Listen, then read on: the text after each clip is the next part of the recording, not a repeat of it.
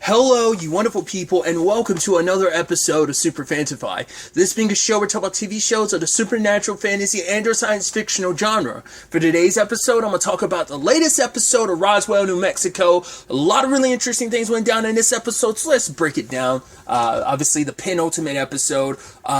The fact is, I love, the parallels of this episode. Just that conversation, that monologue at the beginning about just, love and the different forms it can kind of take and just how far you're willing to go. And, it kind of combines with the whole, it can both love, it can create and it can also destroy. And a lot of those elements obviously parallel in this episode. And now, in that final line being at the end of the day, you have to find out which side of love are you on when it comes to all of this, the one that you're so desperate to do something, how far you're willing to go, which love is kind of in front of you, and it just bounces between everyone in their respective situations.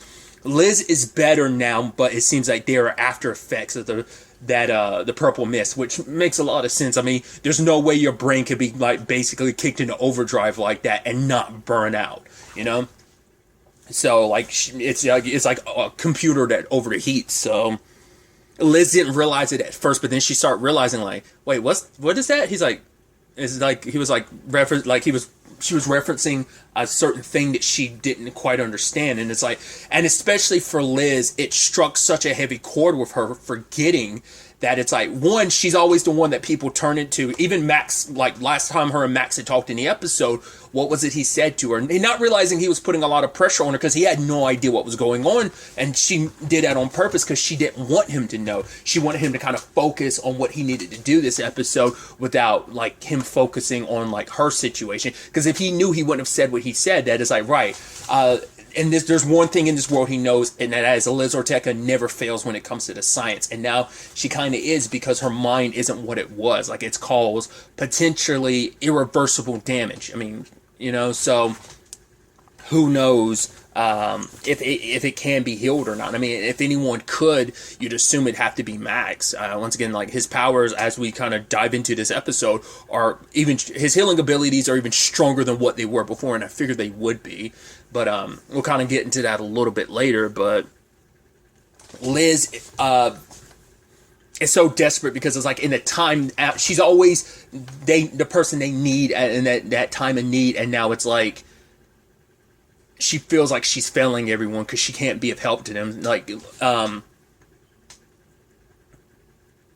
You had Rosa put the mist, there was an extra bit of the mist left after she made a batch for Max to restore his powers, but Rosa locked it away just in case, didn't want Liz to relapse. But when she was desperate, she tried to get towards it, and she says right, I am weak. That's why you put it behind the lock. But Rosa's no, you're not weak. You're just someone that needed support. She's that's why I left when you said, you needed your space. Because you basically, it's that thing of, you can't help someone until they realize they need help. Which is always a complicated thing of it is that thing of when do you intervene? Because sometimes if you go wait too long, you might intervene at the last moment and not be able to help. But Rosa knew that Liz would, because Liz tried to go right. She's I'm good. Kyle explained the science to me, so I know I don't need the purple mist. It's yeah, but that doesn't change the fact is that it's, especially, she isn't necessarily driven to use it anymore now, kind of knowing the consequences of it. But it was in the desperate need that she needed her brain, and and who knows if she had taken any more, because I think they said it would have eventually potentially led to a stroke and stuff. So Shivani's in a pretty bad place herself. Liz made clear that she wasn't going to go down the route of the purple mist again, because it almost destroyed hurt the people that she loved. So she wasn't about to go down that route again. She knows she can't, and she won't. So all while that's happening, Maria's getting some lessons from how to communicate with everyone in the pocket dimension from Sonia, which she kind of talked a little bit, kind of getting a little bit more about her and her father's relationship. How she said that really interesting thing where she never felt abandoned. She just her dad being kind of the space spy that he was, it kind of made her feel safe, and she just kind of, it's just how much she dived so deeply into Deep Sky because it's like, right, I wanted to know the thing that my dad ended up loving more than me. So it's just obviously like we know that their stuff like runs super deep. There are years of stuff they have to really. They're in the process of working their way through it, but I think her and Eduardo in the long run are going to be okay. But other than that, I love Isabel and Kyle being so cute when they were like, oh no, you go first. It's like, okay, I've just been thinking. And, Kyle's like, I've been told by Rosa to, like, just shut up and listen. And it's like, okay. And then they're just both super quiet, just staring at each other. I was like, and it's like, oh, like, maybe we should just skip everything and just kind of kiss right now. But Max kind of interrupted that. He's like, oh, sorry, am I underground? Like, no, of course you're not. It's like, he's like, yeah, could you help me with the training? Less Hulk, more Captain America. So... But she actually worked in conjunction with Tesca because it's like, right, Tesca understands the blue flame more than anyone and shows Max what it's capable of. And it is this complicated thing for him that his driving force and his greatest fear are all tied to the same person, Liz. His love for her is what gives him strength, but his fear of like hurting her, not being able to control himself also stifles him. So... And I even love they kind of tricked him by pulling him into, like, his mind. And he was like, wait, what? It's like, why didn't you tell me you'd put me in my mind? It's like, right, we wanted to kind of catch you off guard, But it seems like, obviously, even inside of his own mind, his powers punched through and, affected outside world as well. Which I guess that is a thing of, like, right, while anyone's inside their mind palace, I guess nothing like that's ever happened before. So his like, okay, he ends up burning like a nearby wall, but they show that his power is to restore things. I mean, that's already been an innate ability of Max, and obviously it doesn't have the negative drawback that it used to when he healed someone. Like it drained him, made him sick, and obviously when he brought someone back, it literally killed him.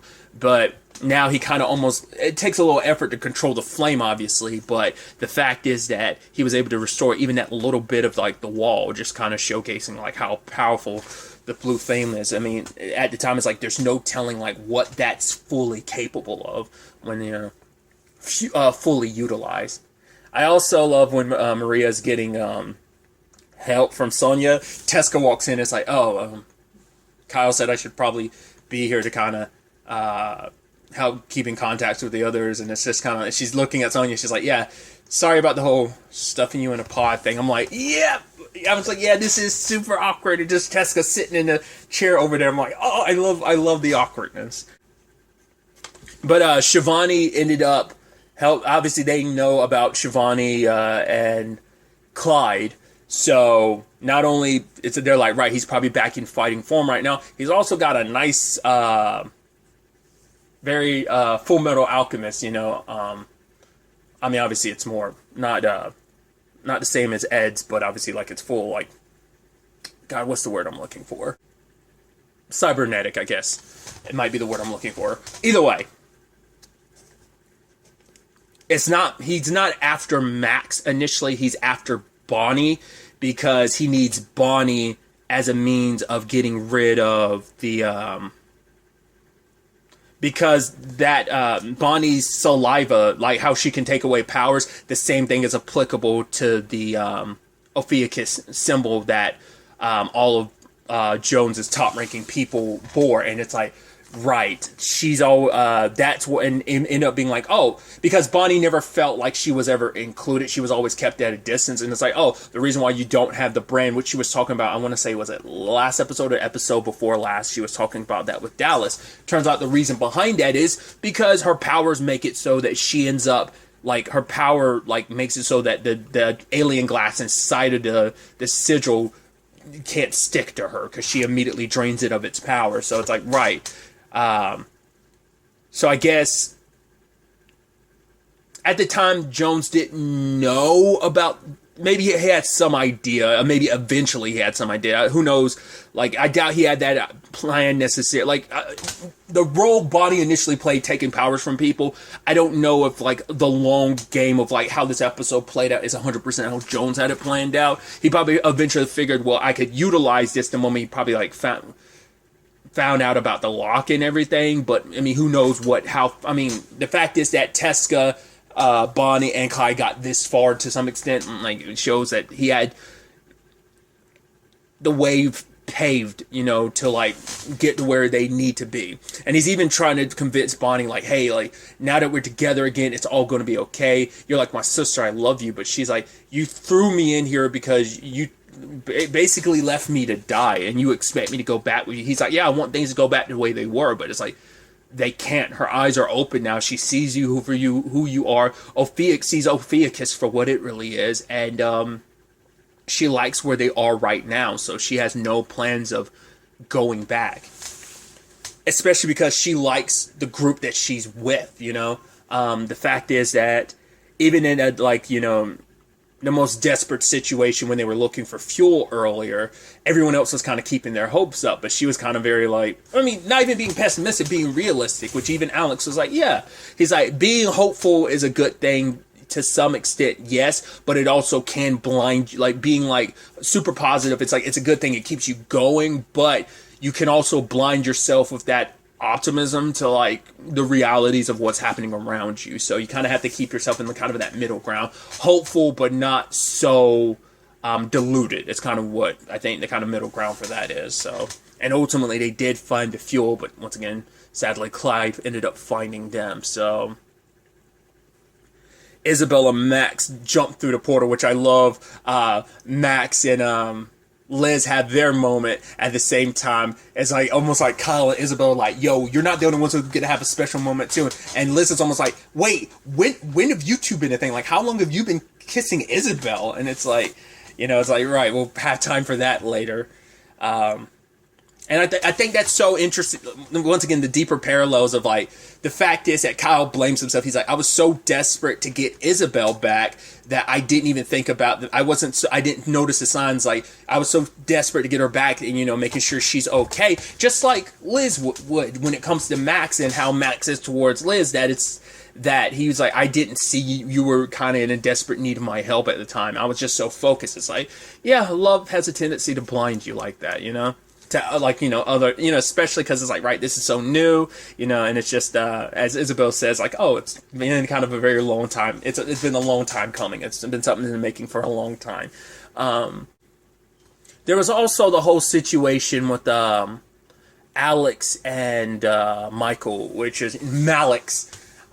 Once again, stuff like that, I always wonder, like, oh, is that something that came up just for the episode, or is that something that's already, like, been, like, I never look into it, but I'm always curious, like, is that, like, their official, like, the fan, like, ship name, or is that just the name that they came up with, the writers for the show came up with? Either way, they were going to have, like, a prompt wedding, but Michael didn't want that. He wants, like, right, we'll get back to our Roswell, and then we'll get married, because he wanted, you know, he wanted to focus on Alex, and he wanted to put off their wedding because he's like, I'm not going to marry you here. I'm going to marry you when we're back to Roswell. We can have a proper wedding, like our family's around and everything. But you know, sadly, it's just because Michael did, like, because he accepting the wedding now, it's like for him it'd be like accepting Alex's death. You know, but Alex is like, I'm not going to despair about the future. Like, we've had, like, there's so many perfect moments between us that it's okay. I can face that. And for Michael, that's just not good enough. It's like, I'm gonna marry you, but when everything's okay, I want to marry you because of our love, not necessarily just because it's like our love and you're dying. Like, no, like, I want it to be something, a more joyous thing, and not just let's get married. So, you know,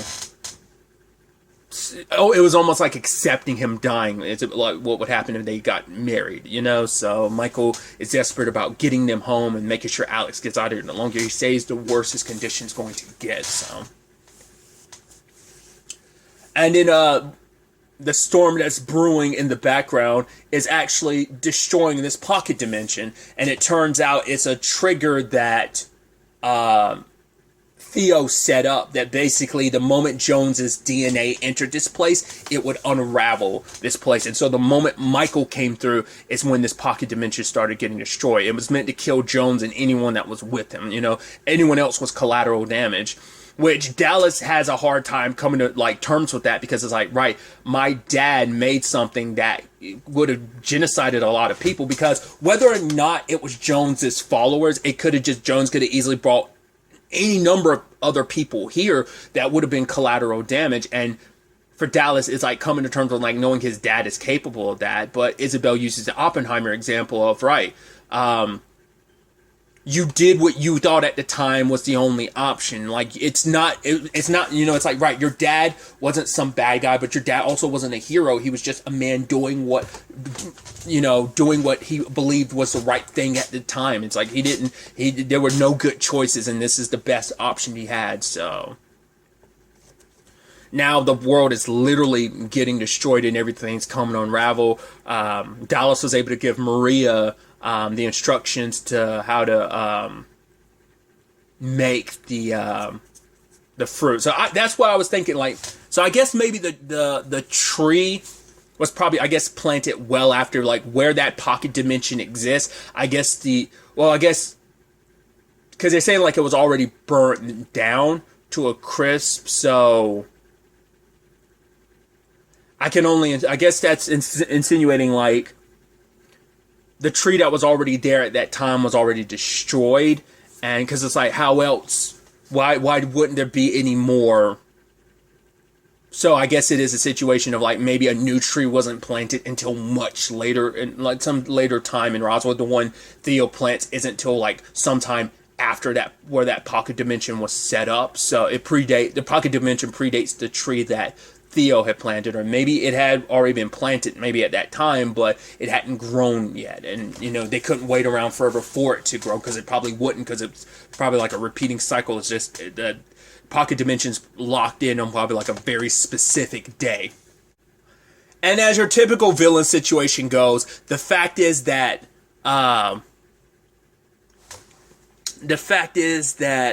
Clyde always felt like he was in control. That was really interesting. Like, it's like, right, your typical villain thing of like, oh yeah, it seems like he's not too worried. He's like, oh yeah, like Ophiuchus never forgets anything, because it's like, right, you're planning to go home with Bonnie, and it's like, what about the blue flame? It's like, have you forgotten about that? It's like, oh, Ophiuchus never forgets. So you're like, what the hell do you have Blind Bastard? It's actually quite a villainous turn of events. But quickly circling back, I do like a lot of everyone this episode kind of pushed their abilities like even further. The fact is that obviously with their help, like, Maria was able to kind of basically astral project herself, like pushing her powers even further than they could before. So that's kind of a neat element. But they kind of rope-a-doped, not rope-a-dope, I don't think that's going to be the right phrase. The bait and switch is actually the word they actually used for Shivani, who's so desperate to get her daughter back. And Maria obviously knows about death. It's like, right, it's like your mother would kind of do the same. It's what Shivani was trying to say, but like, it's like, no, my mom knows that even in death that there are lessons. So the fact is that she would learn, there's stuff obviously even Maria learned after her mom died, and it's like, once again, everyone can understand holding on and wanting to protect your daughter, but how far she's gone, how far that she's willing to help someone like Clyde to get what she wants, not realizing the dangers of what she's done, but she doesn't care as long as she get her daughter back. It's like, right, how poisonous that desperation, that love has turned into desperation, and what that's kind of done to her, because once again, the purple mist is going to be doing to her brain like it did Liz, but also like the destruction that you've left in your wake helping someone like Clyde, who it seemed like everything was going according to plan. They got the console set up on both sides, got fuel on both sides, and everything's ready to go until Clyde reveals, oh, actually, we reverse engineered Bonnie's powers. Basically, in her DNA is the abilities of every person she's ever taken abilities from, which includes Michael, which means he can't be regular flames he's immortal and impervious to, because Jones was. But the question is, well, what does that mean for, like, the blue flame? Could the blue flame not work on Clyde because of that? But also because Max's DNA is in there too. Like, his desperate, it's like, cool, your decision to try and get rid of your abilities has now come back to screw you over big time, because now your powers are getting used against you. So, because not only does he have their abilities, he's got the abilities of everyone that it's Bonnie's ever taken abilities from. So he's got a god mode right now, which once again is very interesting, just parallel to think about. Remember that I brought it up, the actor playing wasn't his character named Lucian, in the originals, he kind of became like the god monster vampire in season 3. So it's like a very interesting parallel to be like, oh, here you are, like super souped up again. So he ends up going through the portal, leaving them to die. Teska luckily was able to kind of sneak in and give like one final lesson because she wasn't about to let her students die. So she gets Max to hold back. Like he can't hold back the destruct. Like probably given enough time, maybe he could have pushed back the destruction of this dimension. But with how little training he's probably had in prep, I mean, maybe even with more training, maybe even he wouldn't have been able to fully restore this pocket dimension. But he is able to keep it at bay, and he ended up pushing it back even further. Enough to restore the ground where the last of the fruit was. So, as Michael put it, like for Dallas to go full-blown Aquaman and basically raise the moisture up from the ground. And it's like, once again, everyone's pushing themselves in ways that they haven't before. Like just one last, desperate move. Because Alex made Michael realize, like, right, you doing what you did was actually the right thing because it's proof of your, the fact is your unwillingness to give up on hope. It's like, that is what this is all, because Michael started lamenting, being like, I should have married you when I had the chance. I was scared to death, and but it's like, no, you holding on to that hope, like, that's what got us this far. We can make it through this, so push even harder and get us out of here. And it ultimately works. But the problem is Teska's stuck on this side because she has the brand, and there's no time to like remove that. Because sadly Bonnie already went through, but for Teska it's like, I mean, even if they had, like, Teska would have needed, it would take time for the sigil to disappear, but Teska's like, no, this is my chance. It's not up to you to redeem me, but you still did anyway. And for her, this is an opportunity as a teacher to save her students. And she couldn't help Theo and the others, but the fact of the matter is, by making sure that their children survived, she kind of made up for it, making the ultimate sacrifice. And it's like, right, your brother is going to need the fiercest warrior by his side when he faces what's to come. So stay by his side. And both Max and Isabel go through, and Teska stays on the other side. And it's like, damn, that sucks, But she did everything she could to try and make things right. But I think, it's always that complicated thing of balancing the scales. Like, the scales will never fully be balanced. And I'm sure Teska would also think that too, but it's like, right, at the very least, I went to making things at least a little bit right by making sure that the children of those I wasn't able to help before succeed. So sadly, they don't have time to relax, because I was like, oh, where is everybody? I was like, did you go in? I was like, no, the portal doesn't affect time. I was like, you going through it, like, everyone should be there. It's like, oh, because Clyde is there. And it's like, cool. So, the two of them are standing against him, and it's like, yeah, like, which one of you am I going to get to bend the knee first? So, quite the interesting setup for, obviously, the series finale. It's going to be very, very interesting. There's so many elements in this that you're just like, I don't know how much of this, like, would have gotten, obviously, expanded upon even more in the future 5th season. It really comes down to how this series finale plays out. Once again, how much was it? I once again, I always wonder about things that get canceled last minute. Like, did you ever have time to go back and change things? Like, once again, I always say that, but I always need to look into the production side of things, because I'm so curious to know, like, did they have plans potentially for a season 5? I'm sure they probably did. And would that have most likely been the final season? Because there's still so much about... Because we just have no idea how this is all going to play out, how this is all going to end. I mean, you think they're going to win in the end, but even then it's like, well, we have no idea what that might set up, because there's still the whole...